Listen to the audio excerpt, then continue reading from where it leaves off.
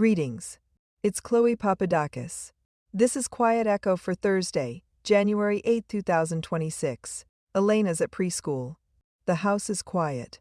I've been sitting here reading parenting articles for the last hour, and I keep coming back to the same thought.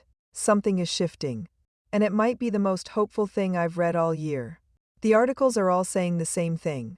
Here's what's out in 2026. Overscheduled kids. Every night of the week activities. The pressure to have your child in soccer and piano and tutoring and swim lessons all at once. Instagram perfect everything. The themed snack boards. The nurseries designed for the feed. The Inchstone parties celebrating every minor milestone with balloon arches and coordinated outfits. Sharenting every moment. Posting every tantrum, every meltdown, every struggle. More parents are hitting pause before putting their children's hardest moments online for strangers to consume. I read that list and felt something loosen in my chest. Because if you're a young mother in 2026, you know exactly what we've been swimming against. The pressure to curate, to perform, to make it look effortless while you're drowning. The constant low hum of comparison that lives in your pocket, ready to remind you that someone else's 4-year-old is reading chapter books while yours is still mixing up her letters. Elena is 4. She doesn't know she's supposed to be performing. She doesn't know that somewhere, another mother is filming her child's perfectly staged art project while I'm wiping crayon off the wall. She just knows that yesterday we made cookies and they were lopsided and delicious. And that was enough. It's taken me a long time to believe that's enough. Here's what the articles say is in for 2026. Boundaries with empathy. I understand how you feel, plus here's the limit. Calm, confident, kind parenting. And yes, you can still say no. Slow, analog childhood. Boredom. Backyard play. Board games. Park days. Fewer pricey classes. More unstructured time. The radical idea that boredom isn't a problem to solve. It's space for imagination to grow. Less stuff, more savings. Second-hand gear. Hand-me-downs. Experience gifts. Asking, will we actually use this? Instead of, is this what everyone else has? And this is the one I keep coming back to. Real-life village energy. Carpool cruise. Kid swaps with friends. Grandparents on deck. Group texts that actually help. Parenting as a team sport, instead of a solo performance. We used to know this. Our grandmothers knew it instinctively.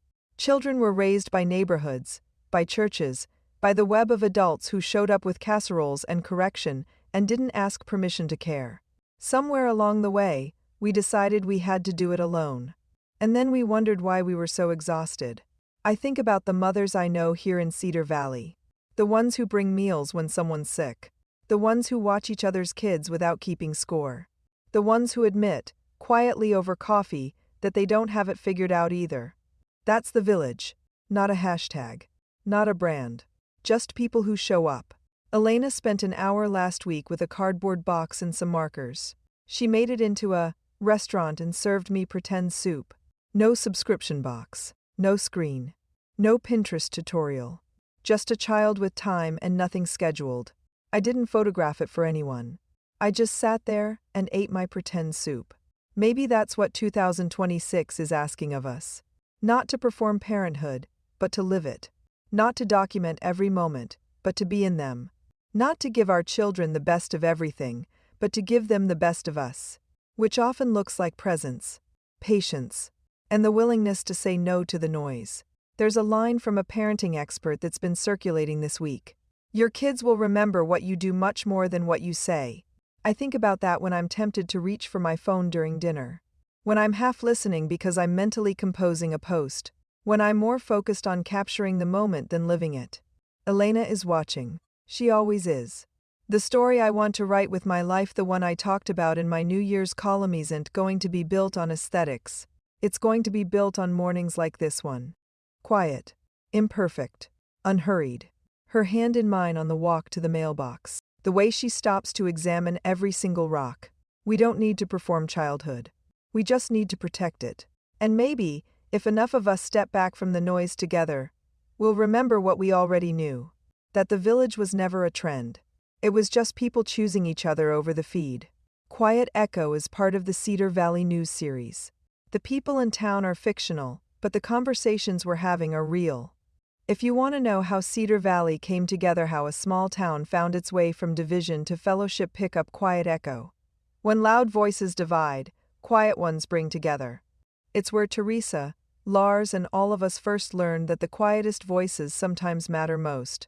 Available on Amazon. Links in the show notes. You've been listening to the Cedar Valley News Podcast, where small-town voices meet the headlines shaping our world. From faith and family to front porches and fields. We'll be back with more stories connecting real lives to real events. Until next time, keep your porch light on, your faith strong, and your heart open.